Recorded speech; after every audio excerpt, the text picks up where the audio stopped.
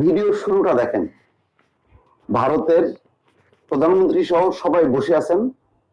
Doctor Mohammad Yunus যখন ঢুকছেন এক এক করে কিন্তু সব দাঁড়ায় গেলেন, লাস্টে নরেন্দ্র মোদীও উঠে দাঁড়ালেন।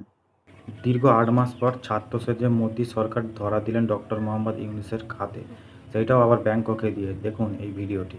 ভারতের প্রধানমন্ত্রী নরেন্দ্র মোদী আগে থেকেই বসে আছেন একজন অতিথির অপেক্ষায়। সঙ্গে সারিবদ্ধ হয়ে অপেক্ষা করছেন তার সফর সঙ্গীরাও। তারপর শ্রেণীকক্ষে শিক্ষক প্রবেশের পর যেমনি করে সব শিক্ষার্থী দাঁড়িয়ে যায়, তেমনি করে দাঁড়িয়ে গেলেন নরেন্দ্র মোদী সহ উপস্থিত সবাই।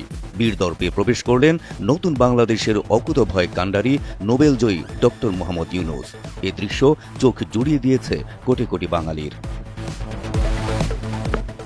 কূটনৈতিক বিশ্লেষকরা বলছেন, ডক্টর ইউনূসের জন্য নরেন্দ্র মোদীর অপেক্ষা, সামান্য দেরিতে ডক্টর মোহাম্মদ ইউনূসের প্রবেশ এবং সকলের দাঁড়িয়ে যাওয়া নিছক একটি স্বাভাবিক ঘটনা নয়, বরং এর রয়েছে সুদূর প্রসারী কূটনৈতিক গুরুত্ব।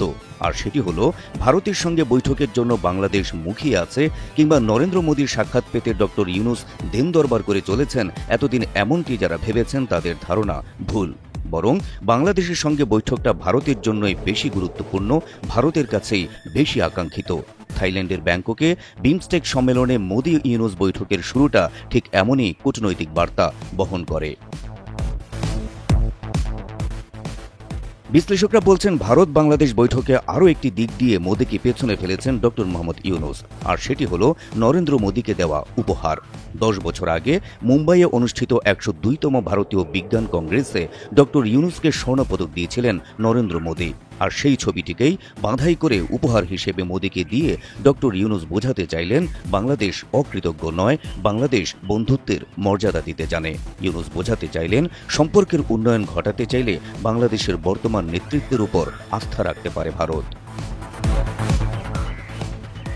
বিশ্লেষকদের মতে, ইউনূস মোদী বৈঠকের সবচেয়ে প্রত্যাশিত এবং ফলপ্রসূ দিক ছিল ভারতের কাছে উত্থাপন করা বাংলাদেশের দাবিসমূহ। শেখ হাসিনার সরকার বছরের পর বছর যে দাবিগুলো তোলার সাহস করেনি, মুখের উপর সেই দাবিগুলোই করলেন ডক্টর মোহাম্মদ ইউনূস। তিস্তার পানি বন্টন চুক্তি, সীমান্তে হত্যা বন্ধের মতো অতি জরুরি বিষয়গুলো ইউনূস তুলে ধরলেন অতি গুরুত্বের সাথে। সঙ্গে জানালেন, শেখ হাসিনাকে ফেরত দেওয়ার মতো স্পর্শকাতর দাবিও। মাননীয় চিফ অ্যাডভাইজার মহোদয় ইন্ডিয়ার প্রধানমন্ত্রী শ্রী নরেন্দ্র মোদীর সাথে বৈঠক করেছেন এবং বৈঠকে আমাদের সাথে যে পারস্পরিক স্বার্থ সংশ্লিষ্ট যতগুলো ইস্যু ছিল সবগুলো নিয়ে কথা হয়েছে।